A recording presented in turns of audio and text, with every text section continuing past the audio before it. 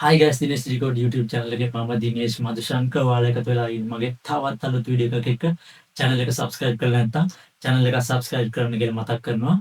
Windows computer එකක් පාවිච්චි කරන ඔයාට වැදගත් වන useful tricks සහ keyboard shortcut කීපයක් මම කලින් වීඩියෝ එකකින් කතා කරා. ඒ වීඩියෝ එකේ description එකේ දාලා තියෙනවා link එක. ඒ වීඩියෝ එකත් බලන්න ගිහිල්ලා අද කතා කරන්න යන්නේ ඒ වීඩියෝ එකේ දෙවෙනි කොටස. අපි යමු computer එකට. පළවෙනි trick එක shake to minimize. වගේ PC එකේ ෆයිල්ස් ගොඩක් ඕපන් කරලා තියෙන වෙලාවක ඔයාලට පුළුවන් ටයිටල් බාර් එක උඩ ක්ලික් කරගෙන shake කරපුවාම අනිත් ඕපන් වෙලා තියෙන apps minimize වෙනවා. ටයිටල් බාර් එක උඩ ක්ලික් කරගෙන shake කරන්න තියෙන්නේ. එතකොට minimize වෙනවා. ආයෙ shake කරපුවාම ආය මිනිමයිස් වුණ ටික උඩට එනවා. දෙවෙනි ට්‍රික් එක end task. ඔයා ඇප්ලිකේෂන් එකක් හෝ ගේම් එකක් ප්ලේ කරගරිද්දී ස්ට්‍රක් වෙන්න ඉඩ තියෙනවා. බොහෝ වෙලාවට කරන්නේ එතකොට control shift ESC බටන් එක ප්‍රෙස් කරලා අපි task manager වලට ගිහිල්ලා එතනින් අපි කර හිටපු task එක end කරන එක. ඒකට වැඩිය ලේසි ක්‍රමයක් තියෙනවා. ඔයා යන්න setting වලට ගිහිල්ලා system වලට යන්න. system ඇතුලේ තියෙනවා for developers කියලා. ඒකේ ඇතුලේ තියෙනවා end task on කරන්න. ඒක on කරපුවාම ඔයාලා task bar එකට ගිහිල්ලා ඒ stack උඩ application එක right click කරලා ඔයාලට මෙතනින් දෙන්න පුළුවන් end task. task manager හොයාගෙන end task කරනවට වැඩිය ලේසි. task bar එකේම right click කරලා මෙතනින් end task දෙන්න පුළුවන්. ඊළඟ trick එක storage sense automation. ඔයා යන setting වල system වල storage ඇතුළට ගිහිල්ලා storage sense කියලා දෙනවා. ඒක off කරලා තියෙනවා නම් ඒක on කරගන්න. එතකොට ඔයාගේ කම්පියුටර් එකේ OS එක විසින්ම ඔයාගේ ස්පේස් එක අප් කරලා දෙනවා. ෆ්‍රී ස්පේස් එකක් හදලා දෙනවා. එහෙමත් නැත්නම් තවත් ක්‍රමයක් තියෙනවා. ප්‍රෙස් කරන්න Windows +R. එතකොට run වලට එනවා. run වල ඔයා ටයිප් කරන්න percentage mark එකයි temp කියලා ගහලා ටයිප් කරලා ආයෙ percentage mark එක ටයිප් කරලා ඕකේ කරන්න. එතකොට ඔයාට එතනින් පෙන්නනවා temporary files. ඒ ටිකත් ඔයාට delete කරලා free space එක හදාගන්න පුළුවන්. හතරවෙනි එක system info. ඔයා search කරගන්න command prompt කියලා. command prompt ඇතුළට ගිහිල්ලා මම මේ display එකේ දාන prompt එක command prompt වල type කරගන්න. type කරලා enter කරන්න.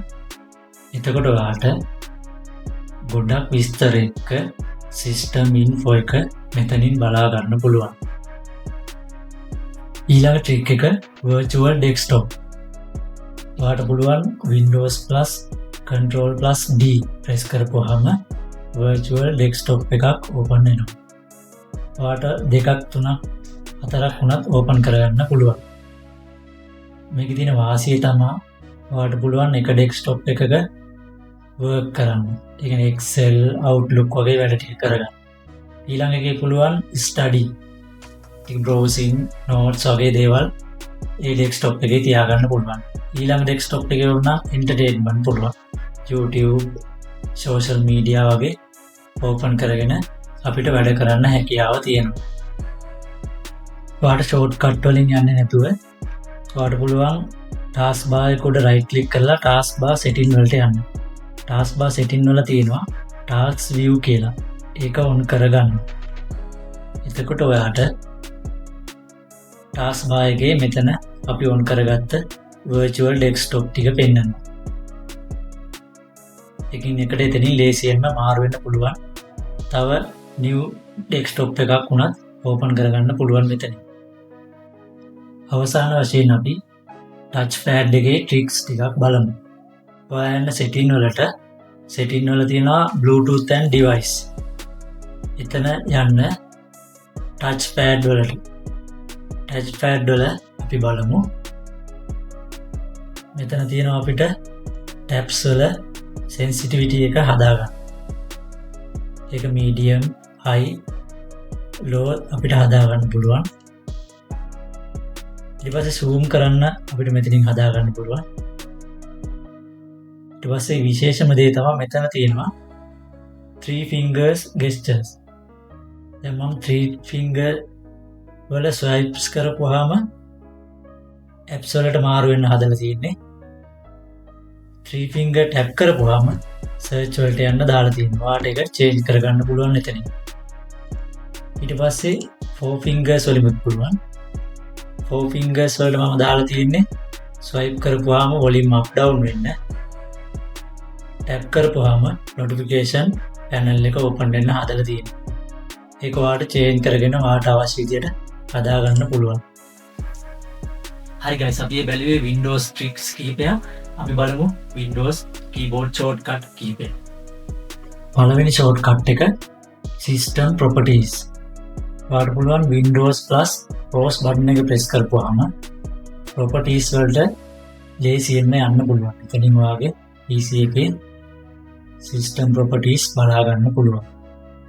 දෙවෙනි keyboard shortcut එක properties.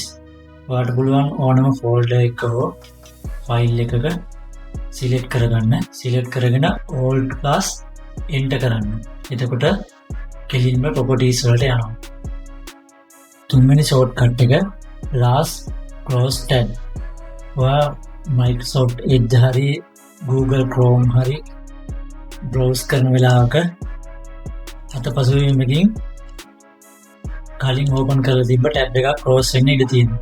එතකොට history වලට ගිහිල්ලා ඒක හොයාගෙන ගන්න ඕනේ නැහැ.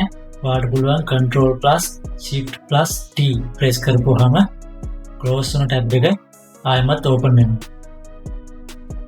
ඊළඟ shortcut එක change size. ඔයාට පුළුවන් desktop එකේ වුණත් icon size එක වෙනස් කරගන්න. control එක press කරගෙන mouse එකේ scroll wheel එක කරකවන්න තියෙනවා. එතකොට zoom out සහ zoom in වෙනවා. ඔයාට මේක ඕනම තැනක කරන්න පුළුවන්. web එක වුණත් control එක press කරගෙන scroll wheel එක කරකපුවාම zoom in සහ zoom out කරගන්න පුළුවන්. අවසාන keyboard shortcut එක screenshot. ඔයාට පුළුවන් keyboard එකේ print screen key එක press කරන්න. එතකොට කෙලින්ම අපිට screenshot වලට එනවා. මේක ගොඩ දෙනෙක් පාවිච්චි කරන්නේ නැති key එකක්. ඉතින් අපිට ලේසියෙන්ම screenshot ගන්න පුළුවන්. මම හිතනවා අද වීඩියෝ එකකින් ගෙනාපු tricks සහ keyboard shortcut වලට ගොඩක් වැදගත් වෙයි කියලා. ඉදිරියටත් මේ වගේ තවත් Windows tricks සහ keyboard shortcut ඔයගොල්ලන්ට ගේන්න බලාපොරොත්තු වෙමින් ඉන්නවා. ඒ නිසා channel එක subscribe කරලා තියාගන්න. නැවතත් අලුත් වීඩියෝ එකකින් හමු වෙමු. හැමෝටම සුබ දවසක් ගිහින් එන්න.